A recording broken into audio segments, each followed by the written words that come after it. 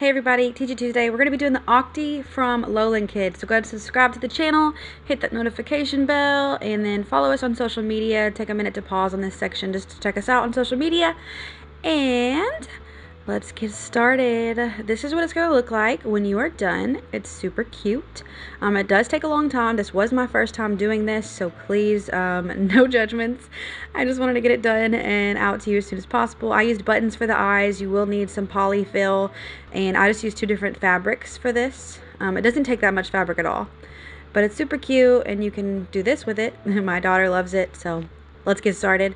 Here's the pattern pieces that you need. You need a body panel. You need 6 of those.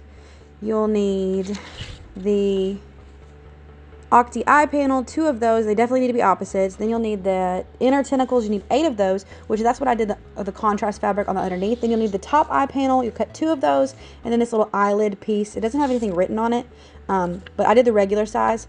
Here's what they look like cut out. Again, the inner tentacles, you did 8 of those, and I did the velvet for that. And then this is like Sherpa French Terry for the body that I did. So then here's all my pieces cut out. Alright, so let's get started. You're going to do the bottom eye panel first with the eyelid piece here. Just make sure your pieces are looking like mine when you sit them down. So you want that flat edge on the upper pointy part. There's kind of a flat edge to it. So you're going to stuff a little bit of this polyfill in here like this.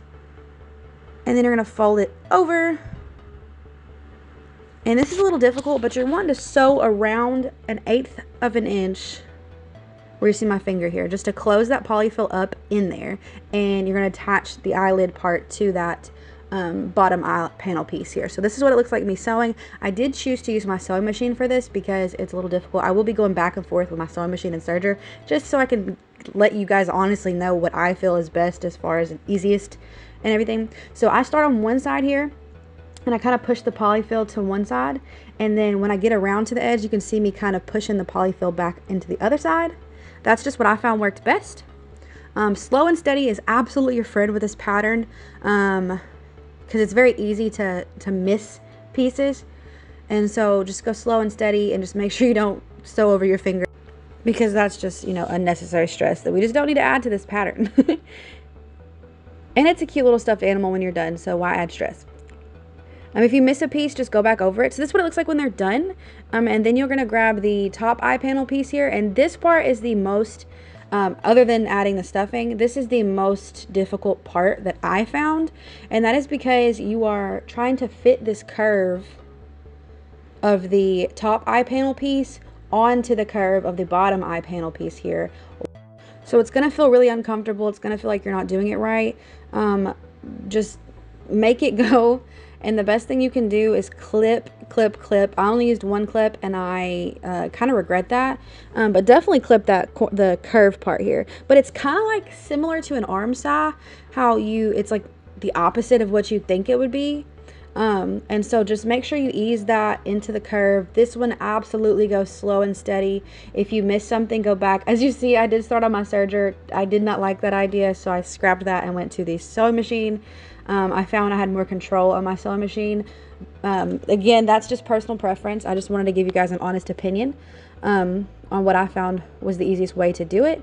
And again, we're using a 1/4 inch seam allowance on this part. The only thing that had an 8-inch seam allowance was the eyelid stuffing part, and that was just like a base stitch to stitch the eyelid to the piece. All right, so this is what it looks like when you're done. And then of course I had a little piece of fabric thread sticking out, and I'm going to use buttons. So I'm just going to use a needle and thread and attach these buttons here.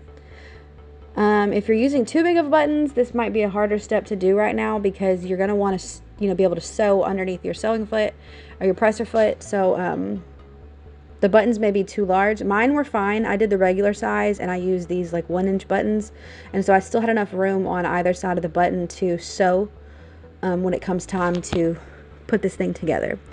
So adding the buttons, that's what they look like complete. I didn't have any safety eyes, but you would use safety eyes here, or you can use buttons, whatever. They're super cute no matter what. So then we're going to grab 2 of the body panel pieces, because you're going to have 6 of those total. So grab 2 of those, and you're going to line them up here. And we're going to sew that inner edge right here And then there's like a little groove on the side that you go down to on the pieces, and you'll see that. As you can see that piece. And the main part of this pattern is just making sure that all your pieces are lining up. And if you do have like leftovers somewhere, just cut it off. It's not going to be that big of a deal. But as you can see, that little, like, there's points on the Octi body panels that's what you're sewing to here. So now we're going to put these together. And so again, we're sewing the body panel to the completed eye panel pieces with the top and the bottom and the eyelid piece.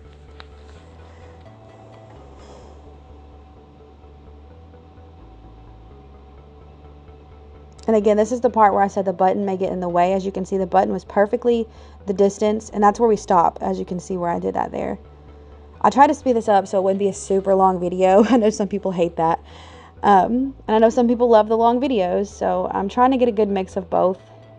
I know you guys, most people enjoy that I talk and try to give my tips and tricks, so I'm trying to do both as best as I can.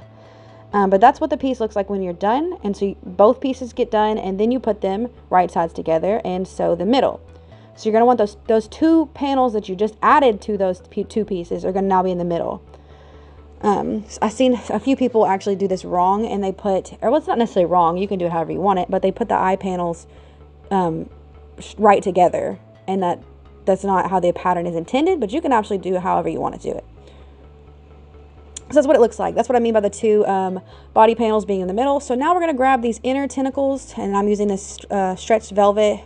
I think it's crushed velvet. And you're going to put those together like this, and you're going to sew that straight edge. And so I just did 2 of them. You can do it like I'm doing it right now, which is how the pattern shows you to do it. But when I actually get to the last part, when we're doing the final inner tentacles, that sounds so funny. I just sew 2 of them right sides together on one side, and then I just put them together and sew one side, and then it adds all 4 of them together. So, but basically you're just sewing these all together by that one straight edge, and this is what it looks like when you get that done.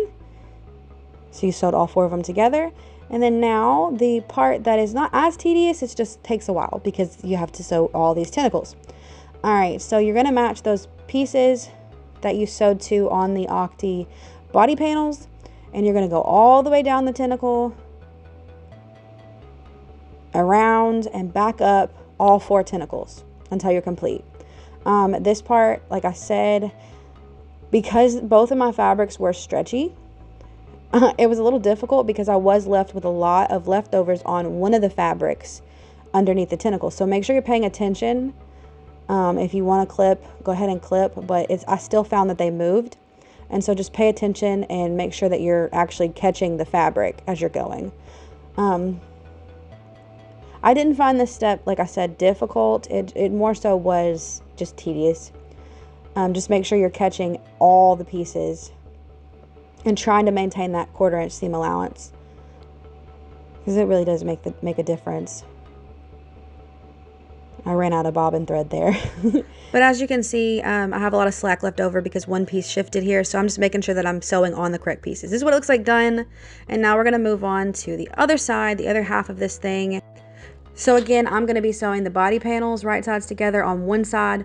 2 of them right sides together on one side. So there's 2 total pieces I'm sewing here. As you see, there's one, and then here's the other one. And I'm just sewing one edge of these body panels, and then I'm going to do the tentacles the same way I did originally. I'm just putting right sides together, so I should have 4 left.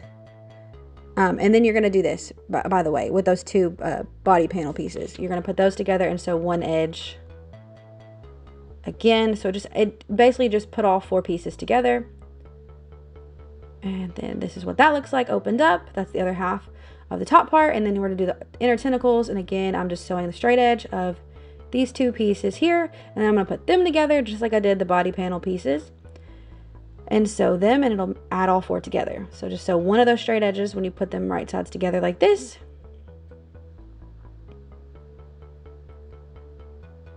That's what it looks like. All right, and again, you're going to match up the tentacles with the body panels. And you're going to sew down again, and I did try to use my serger this time. I used the sewing machine originally.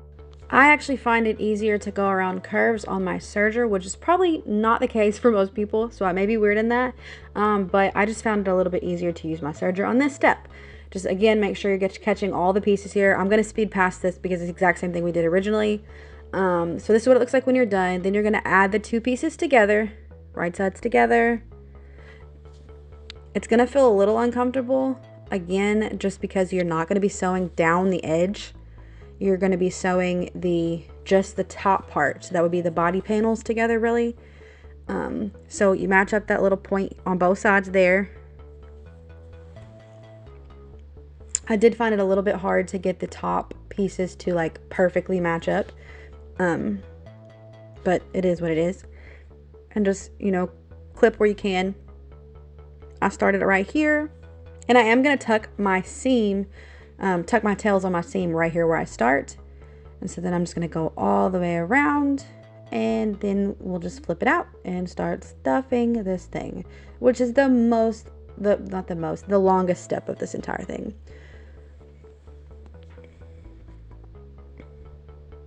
I've never made a stuffed animal before, so it was kind of funny to do. I've never stuffed an animal.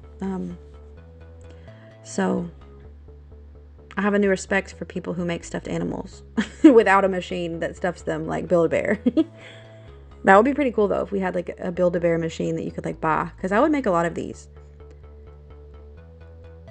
Because I like legit maybe have like carpal tunnel from stuffing these things in there.